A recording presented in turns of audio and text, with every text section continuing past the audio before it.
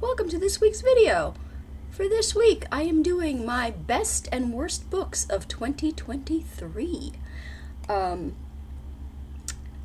of them I have physical copies of and some of them have been chucked into the ether. And one of them, which I name my best book of 2023, among my piles of TBR books that we have here, I can't find it. I know I have it, but I can't find it. So I'm just going to have to put a picture of it. And it's only on my TBR, among my TBR piles, because I did a stupid and didn't put it directly onto my keeper shelf, which would have been smarter because then that would have been easier to find. Yeah. So unfortunately, I'm gonna have to just put a picture of it. But we are doing it. I think we'll do. We'll sort of do a mix of the best and worst. I think, just because it's easier for me to follow along on my list here of my Goodreads ratings that I have here. For the actual first two that we will talk about, I don't think will be a surprise to anybody because it is part of the Anne series, the Anne of Green Gables series. We have Anne of Avonlea, which was the second book, and Anne of the Island, which I think is the fifth. I think it's the fifth one.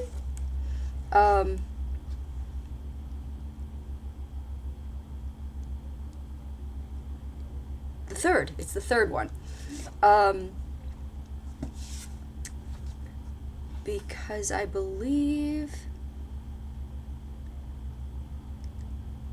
I think Anne of Windy Poplars is 4, and I remember that one was not my favorite of the series. But these two I adored because at this point I had already absolutely fallen in love with the Anne of Green Gables series, and this was the second book, so I was just like, more, give me more, give me more, give me more. I'm Britney Spears. This is Britney, bitch. Give me more, give me more. Love this book so much. Because we get Anne she's sort of settled into the Green Gables, Avonlea sort of world, and you're getting like a little bit of tension with her and Gilbert that is sort of starting to shift a bit, and by the end of it, there's sort of like little hints of things starting to happen between them, and then in Anne of the Island, I love it because by the end of it, you get Anne finally gets out of her own damn way and decides that she does want to admit her feelings for Gilbert. And by the end of it, you get a happily ever after in the sense that they are engaged, sort of to be married. So, of course, my romance heart adores this book. It takes Gilbert almost dying for Anne's dumbass to wake up and for her to realize that she is being a stubborn hoe by keeping Gilbert at arm's length, and finally gets her to admit her feelings for him. So I loved these two so very, very much. The next book on my list of best books is Spare by Prince Harry. And I don't have a copy of that because I listened to it on audiobook, and that, my Winged Ears is definitely the way to read that book, with Prince Harry in your ear. That was highly enjoyable. And if you don't know, it is his autobiography and his story from that heartbroken little boy that we all got to know when his mother passed away, into adulthood and into marriage to someone that the royal family clearly deemed unsuitable. And sort of the way that he navigates the heartbreaking years of growing up without his mother, and the sort of emotional trauma of those years. I mean, there's a whole section until he's about in his 20s where he's convinced that his mother didn't actually die, and that it was this whole conspiracy that his mother was actually alive somewhere, and that everybody was lying to him. And that was just so heartbreaking. And then you see him through different relationships, and sort of how the media just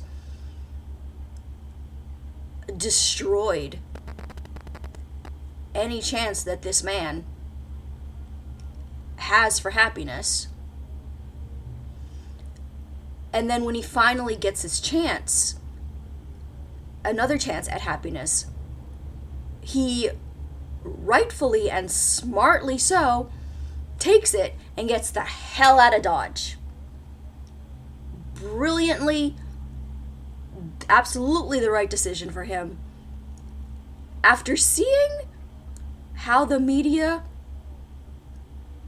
treated his relationships, and then now with the added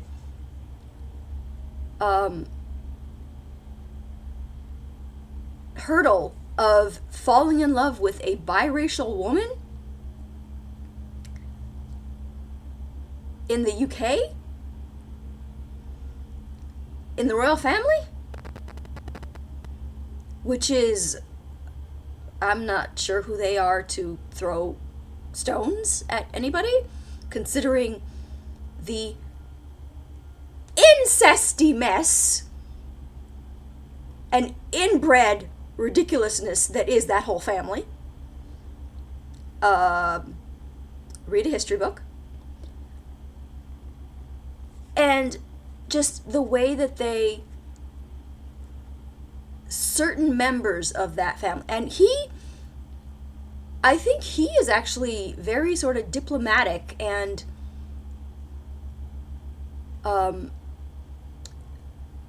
kind of tries to make it clear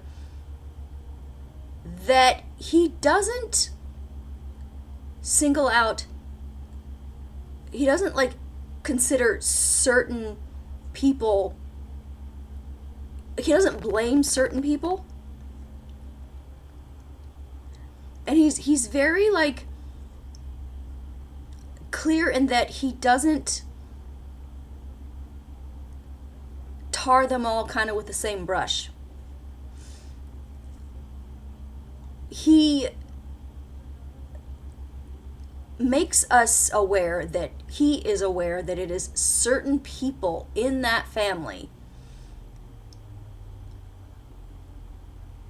who were making things difficult for his wife. He doesn't blame all of them. In my opinion, he's very clear on that. He doesn't blame all of them, and he doesn't say that everyone in that family is a bunch of racists. The media wants to take one thing that he said and apply it to the whole royal family. He doesn't do that in the book. He makes it clear that there is specifically one person, and I think we were all right to hate her guts from day one,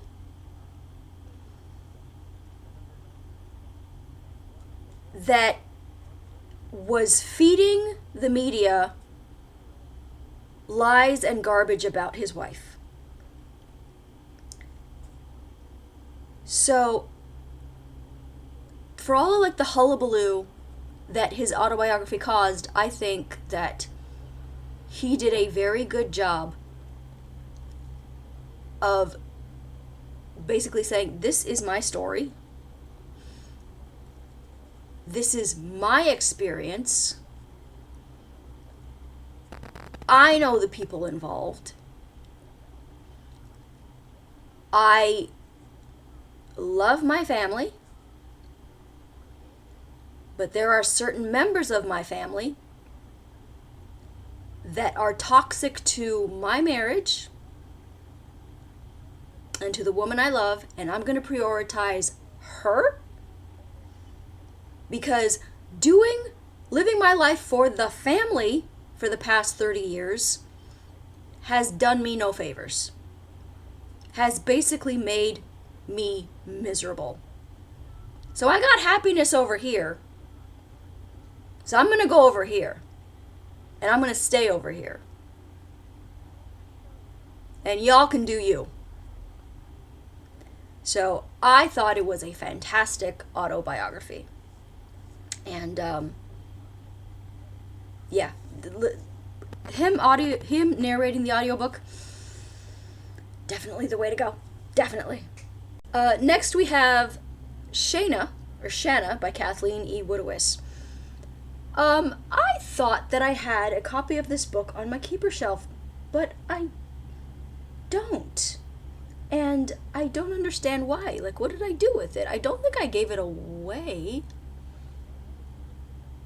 I don't know where it is. Again, I have too many books around me, and just, I don't know where it is. But, Shanna by Kathleen E. Woodiwiss, the queen of, the original queen of historical romance. We have the heroine who is raised by her father, who the mother died, and the father wants her to get married, but he makes a deal with her that if she finds someone suitable that she can to get married within a year, then he'll back off and stop trying to foist suitors upon her. So she comes up with the inspired idea that she's going to find some random dude and marry him and then claim that he died. And so she's a widow and she's free, and because we all know that widows have more rights than married women. So she goes to the prison and she finds this dude that is supposed to be executed. And then she's like, perfect, I'll marry you. And then you can be executed and I can be a widow and everybody's happy except for you because, well, it won't matter to you because you'll be dead. Then he has a deal of his own. And he's like, okay, I'll marry you, but I want my rights as a husband. I want to have like one good thing before I die. And that is sexy times with you, with my wife. So she's like, yeah, sure, that's a good idea. I will totally keep my end of the bargain on that. So they let him out of the prison for that day to get married and for the wedding night. And so they clean him up but good. They shave him, they give him a nice suit, he looking good. He looking good. So much so that Shayna feels a little disturbance in the force when she claps eyes on him again. And hit this new cleaned up version of him. She feels a little something. So she's like, maybe I not go with my original plan of trying to dodge this wedding night. This might not be such a bad idea. So they get married and they're on their way to the inn to fulfill her end of the bargain. And they get a little frisky in the carriage. They don't go all the way, but they get a little frisky in the carriage. Because Shayna forgot to call off the plan. She forgot to call off the plan, which was that before they got to the inn, and her having to fulfill her end of the bargain, the coach, the carriage was supposed to be attacked by people who would grab him and take him back to the prison before he can, seal the deal. So she forgets to call off the plan as they're getting frisky. And so when the carriage does get swarmed by guards, he's understandably a little annoyed with Shayna. A lot annoyed with Shayna. He, of course, feels betrayed by her. And circumstances and conspire to end up with him being on a release program from the prison where he's going to work at various he's going to go work for somebody. And Shayna is she's sad that she didn't get to seal the deal, and she feels a little guilty that she betrayed her husband. But she's like, well, he's dead now. There's nothing I can do about it. Gotta move on with my life. I'm a widow now, so I don't have to worry about suitors and stuff. And being forced into marriage. The hero, I cannot remember his name now. I'm so sorry. I want to say John? James? The hero is such a good worker that he kind of rises in position, and other places want to hire him as well. So he kind of makes his way from place to place to where should he end up but at Shayna's father's plantation. So now he's working for Shayna's father.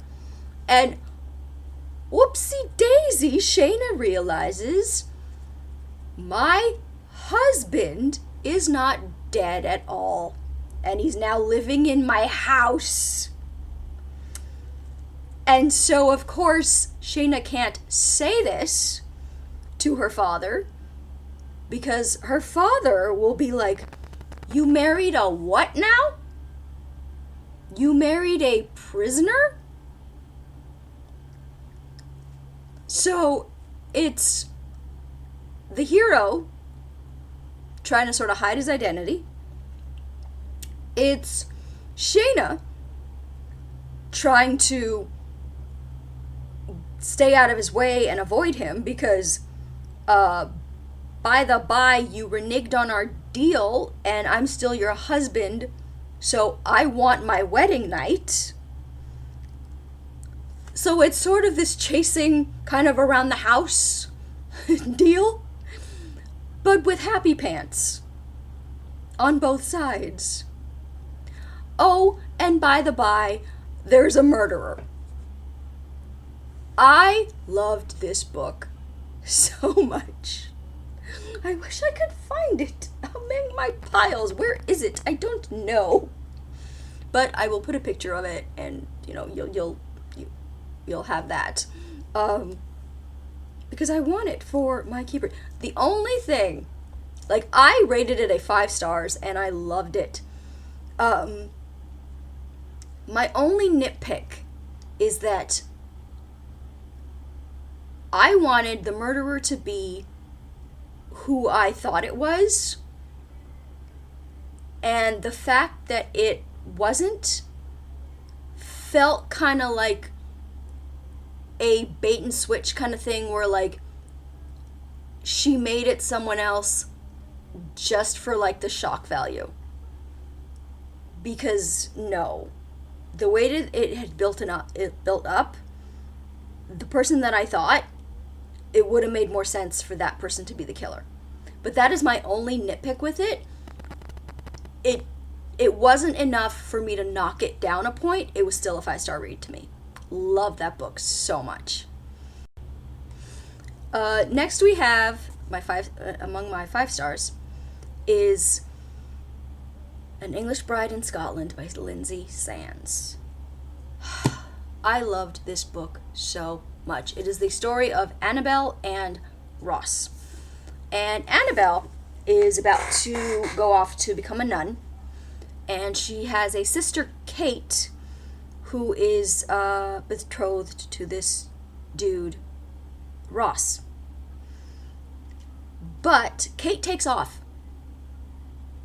And they have to go grab Annabelle from the convent and be like, not nun though, now wife. And Annabelle is like, but nun though. And then they're like, no, now wife. And then she's like, but knowing nothing about wifing, I know none though. And they're like, no, now you have to wife. So she is like a female Jon Snow. She knows nothing. And Ross is like, okay, you'll do, I guess, since the person who was supposed to marry me has taken off. So Annabelle, leads with Ross. And admittedly, she clearly knows nothing about wifing. But she slowly starts to learn, and Ross is so wonderful with her and so like wonderfully patient, and just I loved how their relationship developed. It was just wonderful. And she becomes this like beloved, of course, lady of the manor, Ross's manor, and she learns how to run the place and becomes this like respected and beloved lady with this like wealth and position and just all the good things.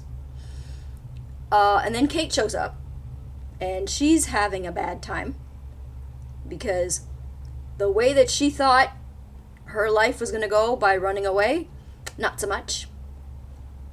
And it turns out that Kate is a little cuckoo magoo, and she's a little bit jealous of the way Annabelle's life has turned out, and she is jealous because she thinks that she's the one who should be wearing the fine clothes and having the loving husband and having the the castle and all this. So yeah, Kate does some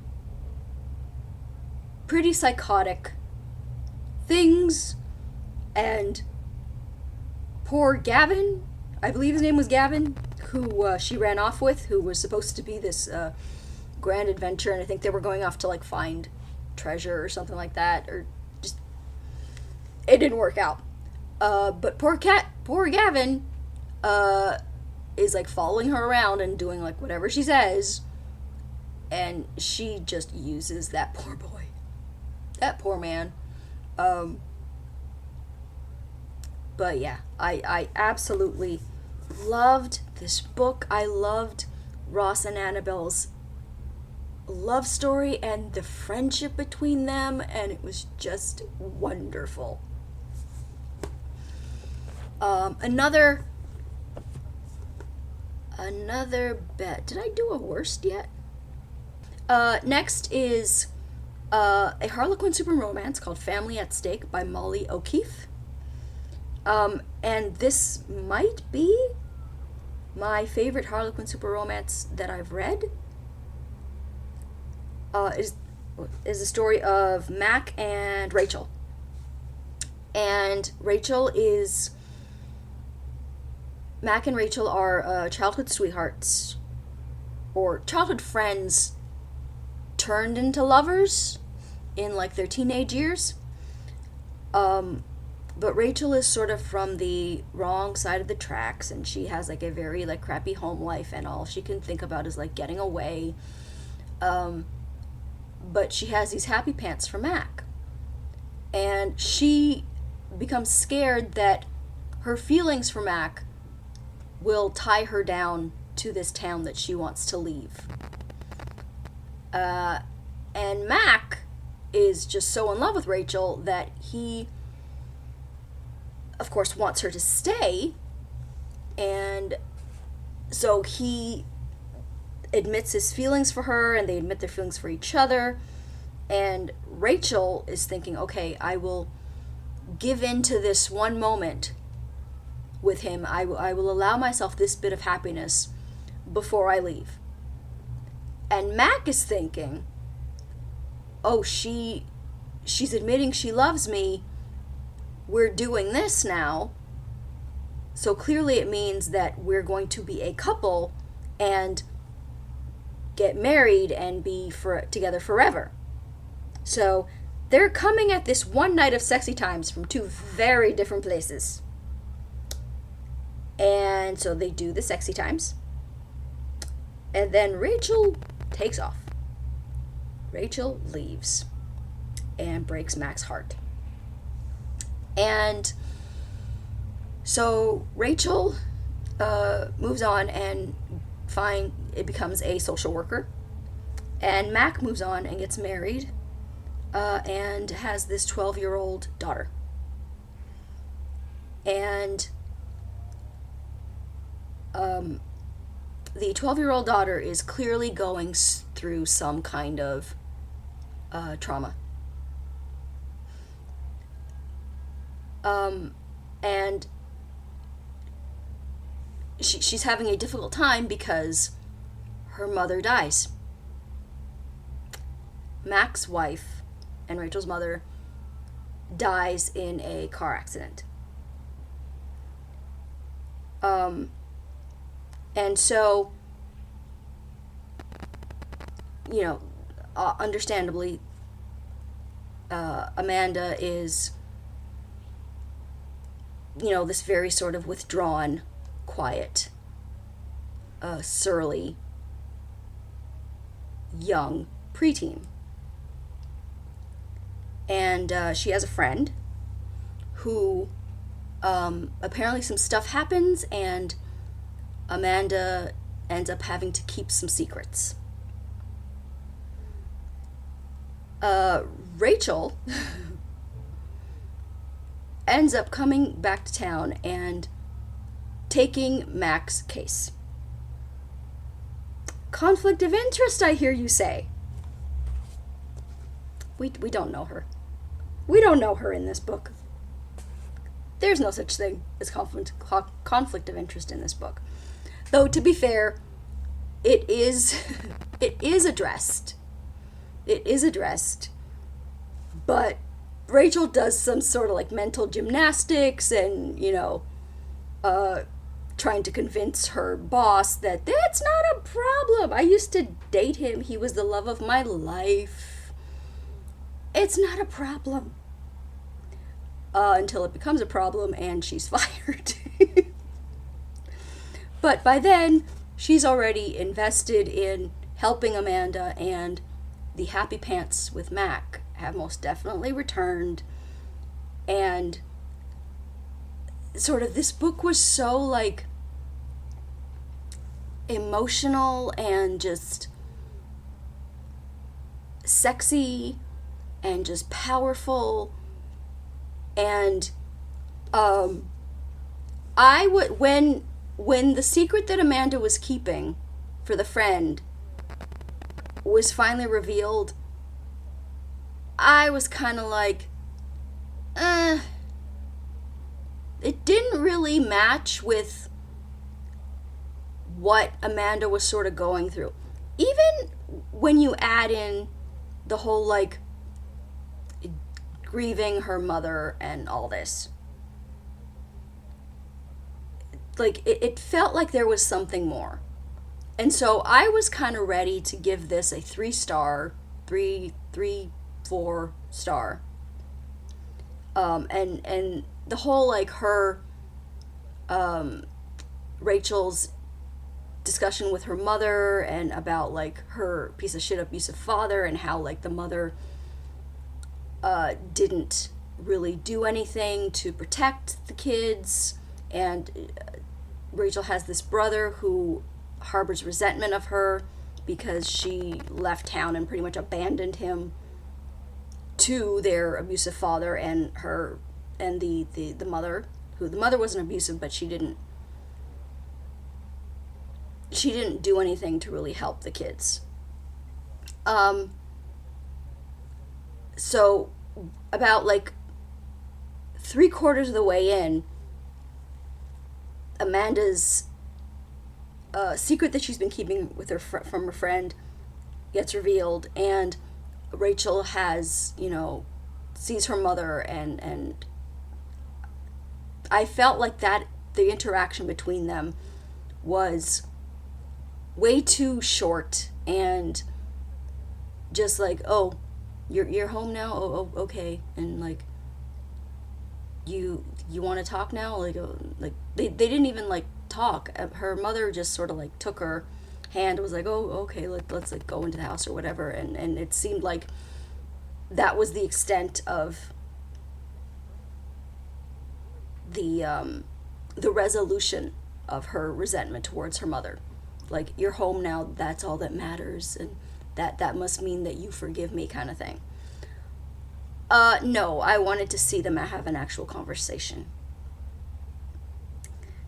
And then the last third of this book gave me everything I wanted.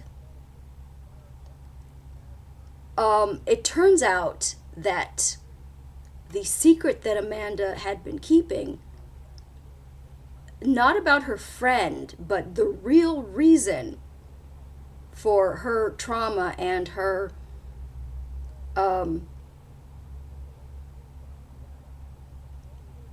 everything that had happened, what that was happening to her emotionally, was a result of some stuff about her mother and the car accident that killed her mother.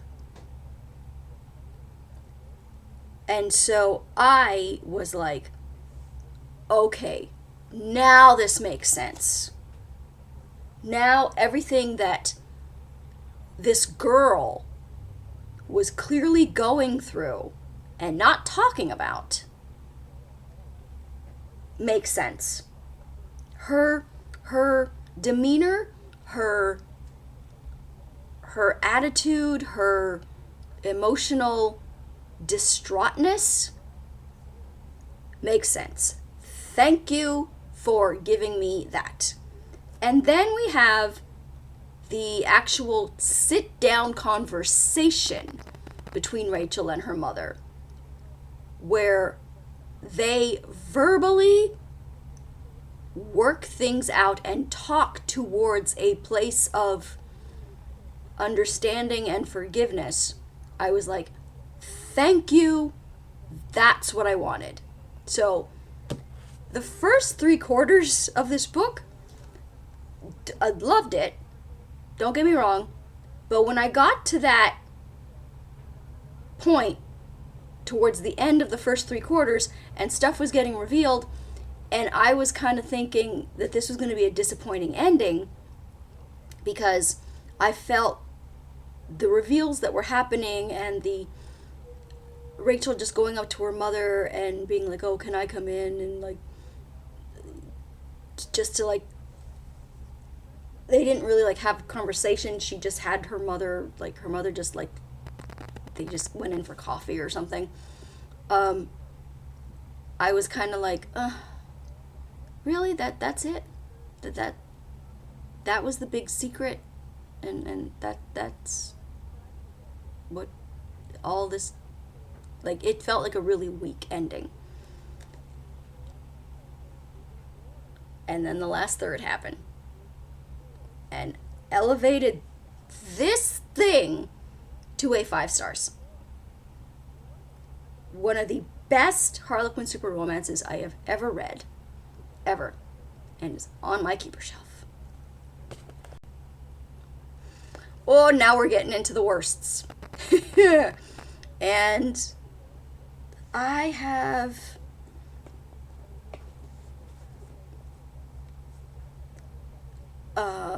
let's talk about,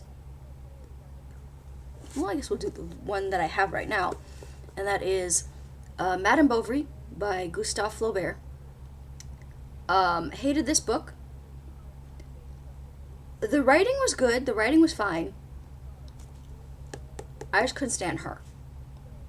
I just couldn't stand her. She was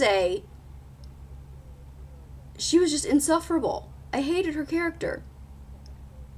She was happy about nothing. Nothing satisfied her. So much so that I was perfectly happy and fine when she died.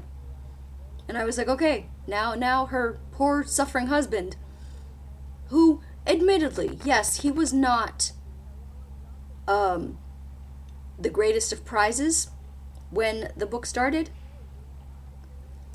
but he clearly loved his wife, and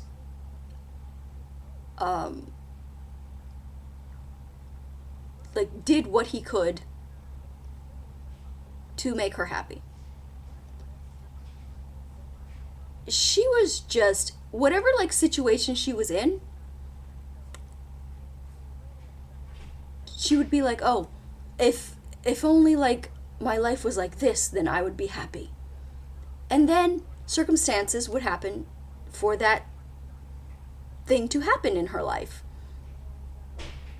And then she would be miserable and be like, oh, if only I was back in that circumstance, then I would be happy. Like, she was just a flaky, unhappy, miserable woman. Unlikable. Like, there was nothing likable about this woman. And I was happy when she died. Because I was like, now her husband is free to go find an actual good wife. No, it's a classic. Did not enjoy. The next two I do not have. We'll talk about the epic romantic classic, the one who is on everybody's list as like one of their first romances that they've ever read, the one of the paragons of the genre, Whitney, My Love by Judith McNaught.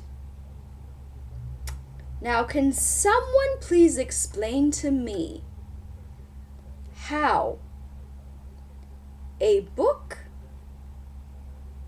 with a heroine who trashes the romance genre in the, second or third chapter, when she's talking to her aunt, and they're talking about how the aunt comes upon her reading, and the aunt is like, oh, are you reading, I thought like you were so like secretive about your reading because you were reading like maybe a romance novel or something. And then the heroine, Whitney, goes on to be like, oh no, I can't stand reading those books, those insipid books with those swooning heroines who blah blah blah. And I would never, no, I'm reading a smart book. about, what was it, Greek something? Was it Homer that she was reading? So it was something highbrow. And I DNF'd it. One, because Whitney was one of those not like other girls.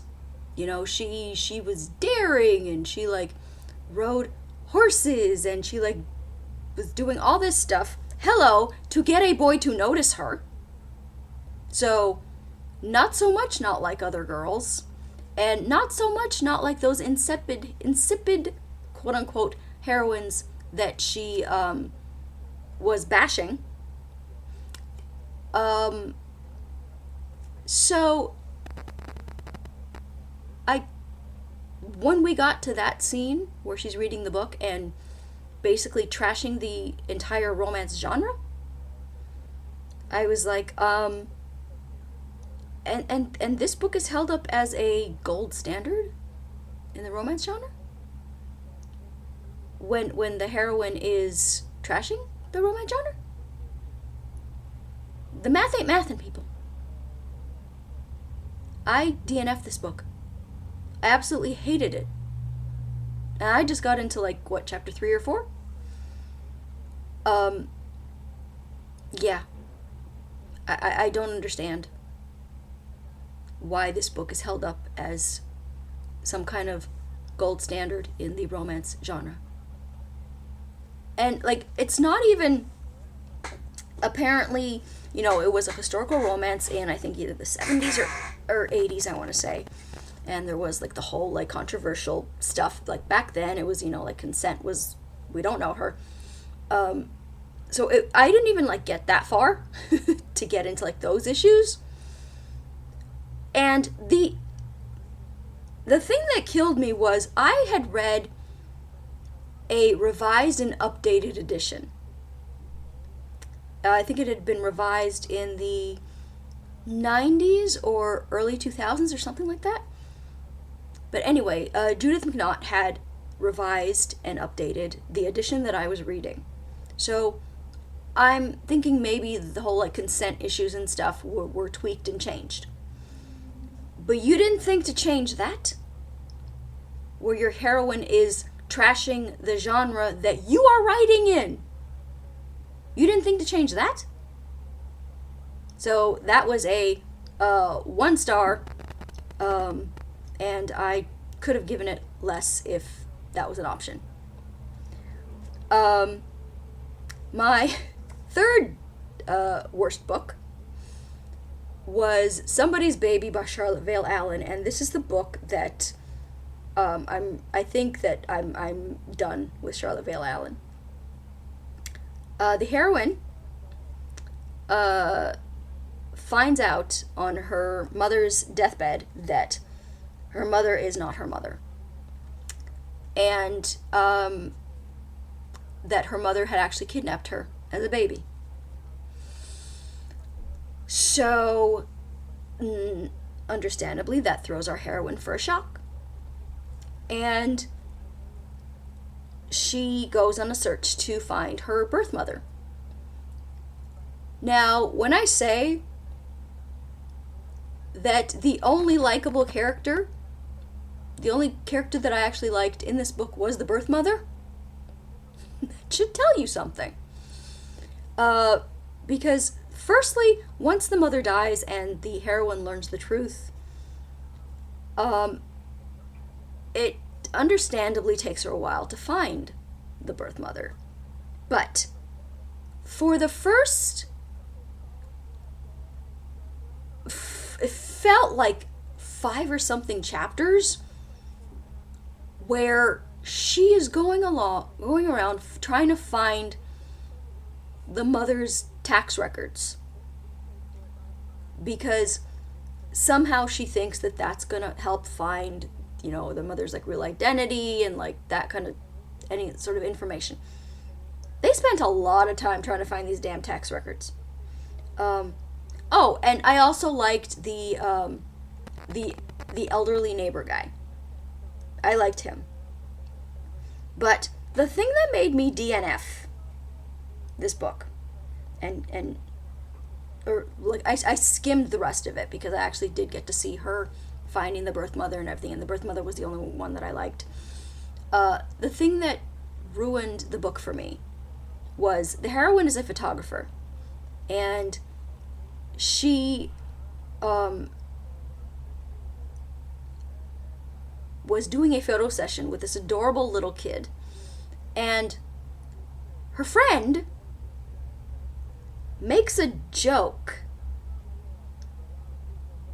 about, oh, first of all, there's this one kid where the parent is being, not the nicest parent, and like,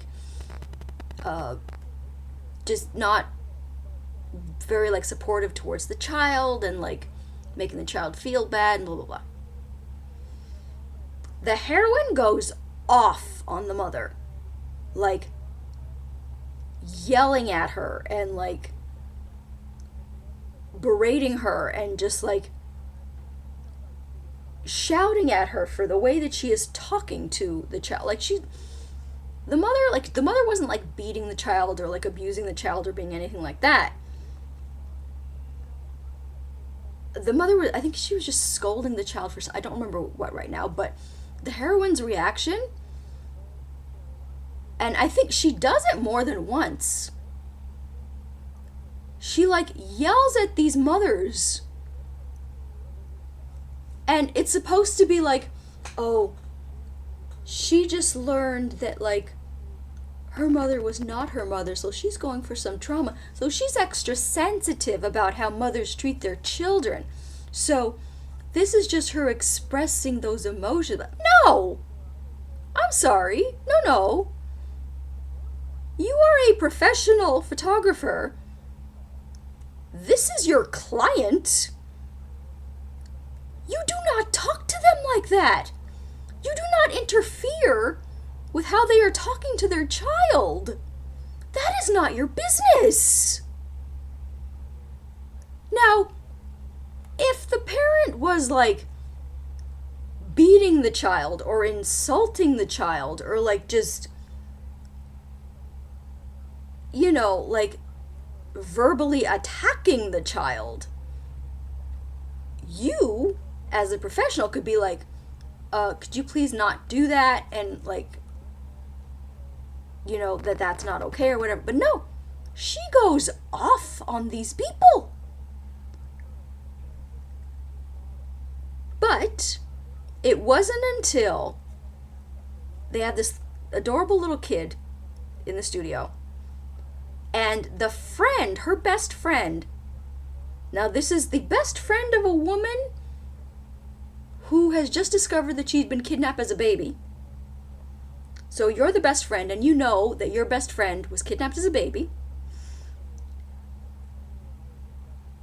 The best friend makes a joke and is like, oh, that kid was so cute, I wanted to take him home with me. Which, in normal circumstances, yes, that is a funny, cute thing to say, because I work retail, and sometimes we have kids who come in who are so cute and so like personable and friendly and stuff, and we joke, oh, they're so cute, I could just take them home. But as the best friend of somebody who'd been kidnapped as a baby, I would never make that joke. Ever. Ever. And then the heroine agrees with her and is like, yeah, I almost kidnapped him or her myself.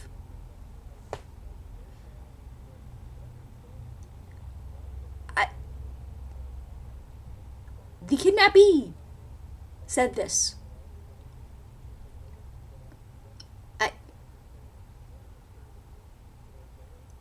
There's always, in my experience of Charlotte Vale Allen's books, there is always the record scratch moment that I've discovered so far. And that was the moment for this book. And I was like, nope, nope, nope, nope, nope, nope, I'm out, I'm done. No. You don't do that. You don't say that. As a person who had just discovered that she'd been kidnapped as a baby, you don't make jokes about kidnapping children. Ever. Just ever. So that one is definitely on my worst of 2023. Also on my worst of 2023, can you see that? Wuthering Heights by Emily Bronte. And I still have this copy. I haven't tossed it into the ether because it's a Paper Mill Press edition. And I'm debating whether I'm going to keep it just to have it with my other Paper Mill Press editions that I want to collect, just because it's so pretty. I mean, look at that. Look at that gorgeous metallic cover. But if you don't know, Wuthering Heights is a story of Kathy and Heathcliff. Kathy's father returns from a trip somewhere with this feral boy that he just randomly adopts. And Heathcliff and Kathy grow up together. But Kathy is a, young society lady, and Heathcliff is most definitely not. So they are from two very different life stations. And Kathy decides that even though she has the happy pants for Heathcliff, they can't possibly, because different stations in life. So Kathy ends up marrying this other dude, and Heathcliff goes off in a heartbroken rage to seek his fortune and supposedly come back and take revenge on everybody. We are told all this because once again we have the annoying classical device where you don't get to, supposedly this is a passionate, heartbreaking love story. I got none of that because I didn't get to experience any of that through the characters. I only got to be told that by the goddamn housekeeper / nanny. The story is told by her. Stop doing that. I know it's too late now, but I am very glad that most novels these days don't do that.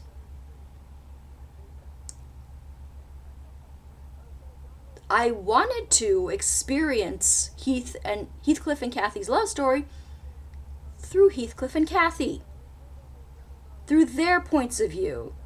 We didn't get any scenes of them alone because that damn housekeeper was always there. So the scene where Kathy, and it's Wuthering Heights, so I'm going to spoil it. The scene where Kathy dies does not have, in my opinion, the power and heartbreak that supposedly everybody talks about, because I'm not in Heathcliff's point of view feeling his anguish. I'm seeing it as a far removed person. I'm seeing it through the housekeeper's eyes. I don't want to see it through housekeeper's eyes. I want to see it through Heathcliff's eyes. So I got told that Heathcliff and Kathy love each other. I didn't get to see that, but I got told. So I hate that device. Again, same thing with like why Gatsby doesn't work for me. Nick Carraway, don't give a shit. I want Gatsby's point of view. And that is always like the main sort of example that I use, because it's the first one I think that I remember using that device, and I hated it. And I hated it here. But I kept reading. Because as much as trash humans Cathy and Heathcliff actually were up to this point, it is nothing compared to how much of a trash human Heathcliff became once Cathy died. And Cathy dies pretty early on in the book, which surprised me, because I was like, what is even going to hold my interest now? And the truth was, not much. I read a little bit until Heathcliff disappears again. Heathcliff's wife Isabel, who is Linton's sister, who had taken off with Heathcliff, even though everybody warned her not to. But of course she was an idiot, so she ran off with him. And of course he treated her like shit, because the only one that he loved was Cathy, apparently. So she leaves him. Or no, he abandons her, and she ends up having his child. And then she dies a few years later, and the kid is understandably frightened of Heathcliff, because he don't know this dude. This dude abandoned him and his mother. But Heathcliff says that he is going to take care of the child and raise the child. Great, right? You would think, okay, maybe this will be like, maybe this will turn him around. Like, even though, like, I knew sort of what happened at the end, because I'd seen the movie with, I'd seen both adaptations with Merle Oberon and Laurence Olivier and Tom Hardy and Charlotte Riley, and loved them both. So I knew sort of what happened at the end. But up to this point, Heathcliff has decided that he's going to, raise the child and take care of the child. And I'm like, oh, okay, good. Not so much. But he's not going to love the child, because he's going to raise the child to hate and use the child to take revenge on everybody. And he was like, I'm never going to love you, but I'm going to use you. And I was like, I'm out. I'm out. Heathcliff was a piece of shit the entire way through. Maybe Cathy's love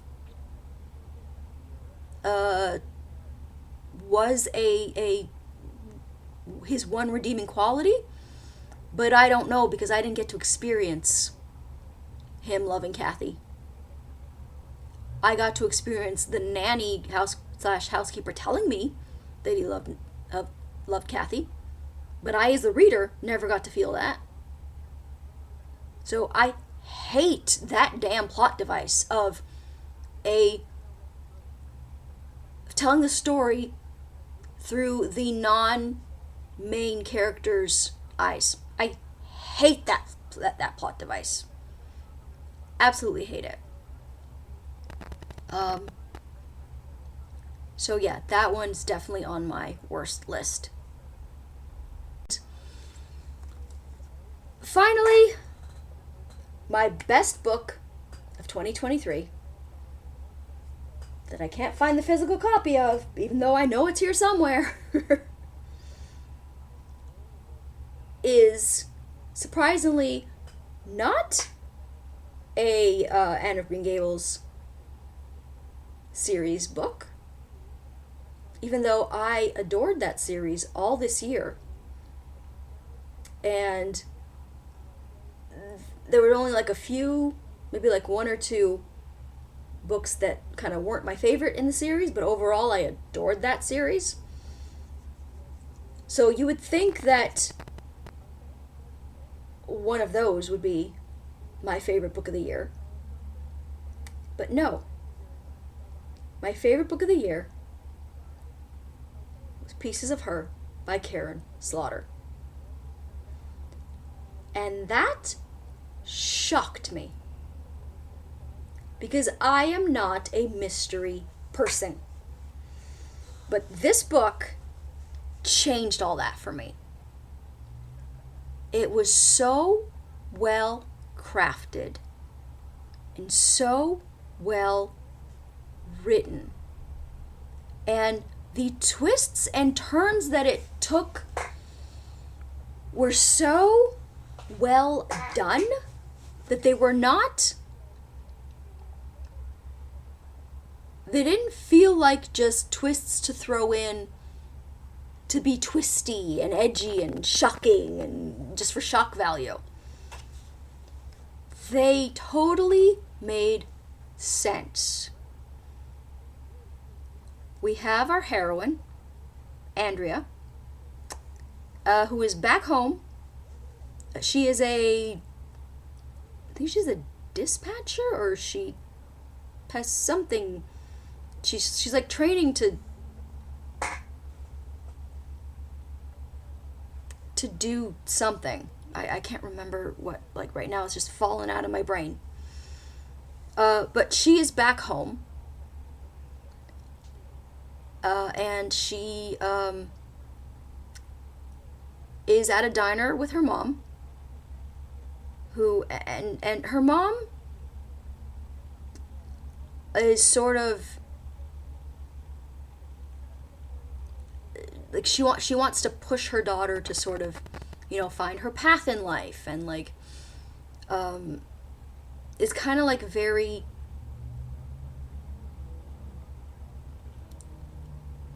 she's a very strong-willed mother.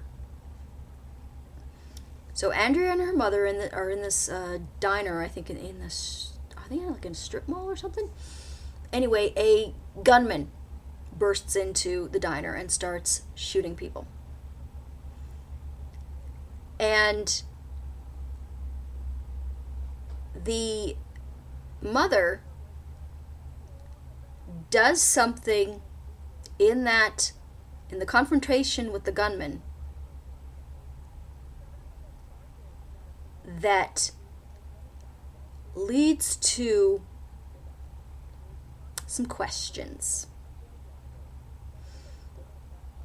And you learn that clearly the mother is hiding some shit.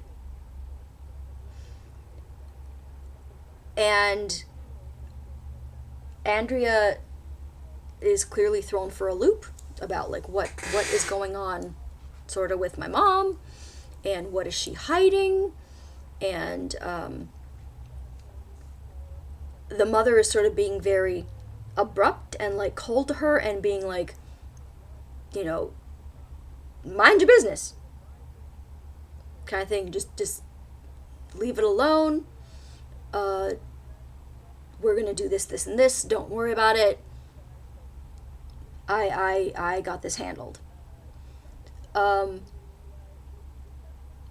And then Andrea comes upon her mother being attacked by someone who's intruded in the mother's home, and someone who's trying to kill her mother. And Andrea saves her mother and accidentally kills the intruder. And so now the mother, Laura,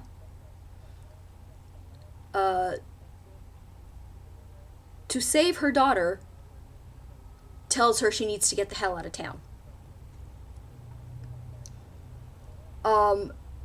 And she tells her that if you go to this place, you'll find a bag full of money, and you'll find like all these IDs and like documents and everything that you're gonna need, and blah blah blah. And Andrea is understandably like, Mom, what the fuck?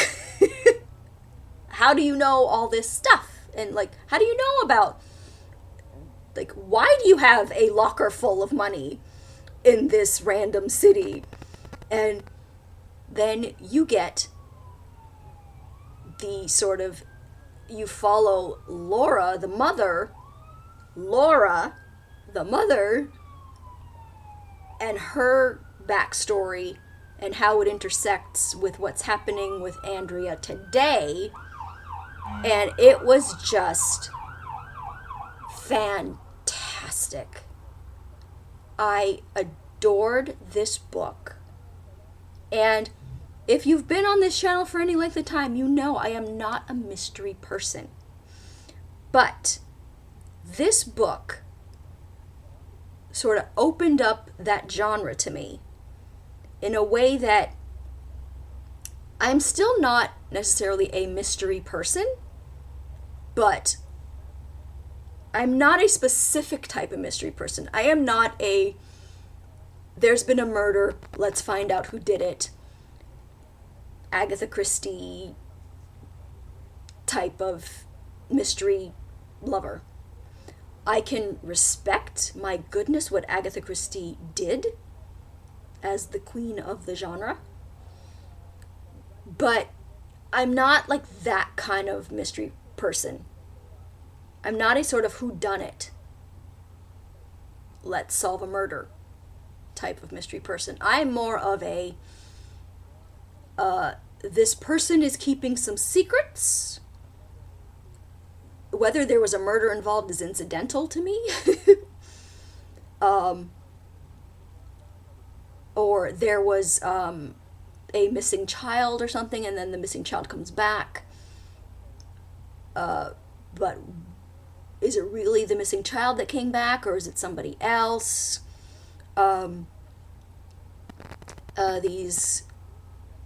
These people were being held hostage, and they like escaped, but like what are the secrets of like the person who was holding them hostage? Like I'm a sort of like deep dark secrets kind of mystery person, not a whodunit mystery person. So yeah, this book gave me such a book hangover that I picked up every sort of Karen Slaughter book that I could up to this point. But I haven't read any of them yet because I'm scared to. And it's because I loved pieces of her so much that I'm worried that I won't love her other books as much. And so I'm afraid to start another one of her books. So yeah. I will say that Pieces of Her by Karen Slaughter was my best book of 2023.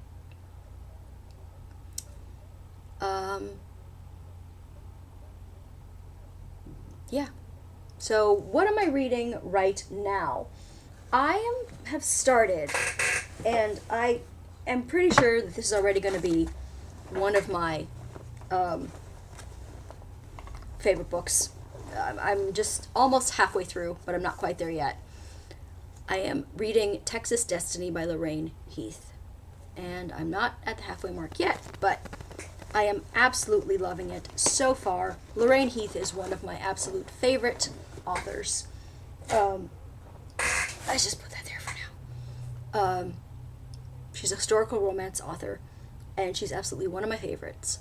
So I'm pretty sure that one's going to be a 5-star. So I'm very much looking forward to the books that I'm going to be reading this year. I don't do like set TBRs, like I'm gonna read this book, this series of books this month, or what have you. I'm very much a mood reader. So it's sort of whatever I'm in the mood for. Once I finish one book, whatever I'm in the mood for to read next, that's what I pick up. So I am very, very much, let's see, how many books did I read in 2023? I didn't count that, but let's do that. 2, 3, 4, 6, 7, 11, 15, 19, 23. I read 23 books in 2023. How appropriate. And I know that that's not like, I know that other people have like, you know, like over 100 books or what have you, but I'm like not that person. I'm not someone who reads like a book a week, or even like some people read like a book a day. I can't do that. Not with like my evil day job and my writing my own novels. I don't do that. So 23 books in 2023. That's kind of funny. And I don't really set like reading goals, like I'm going to read this many books this year. However many I read is however many I read. We are very sort of lax and undisciplined here. Yeah, so that's going to be it for this week's video. I hope you enjoyed. Let me know what was your favorite book this year, or this past year in 2023, and what was your least favorite in 2023. I think those are always fun. Yeah, so I'd like to hear what was your favorite book, what was your least favorite book, in the comments down below. And that's going to be it for this week's video. Follow me on Twitter at twitter.com/authorejamie. Like my Facebook page at facebook.com/authorejamie. And I will talk to you guys next time. Bye!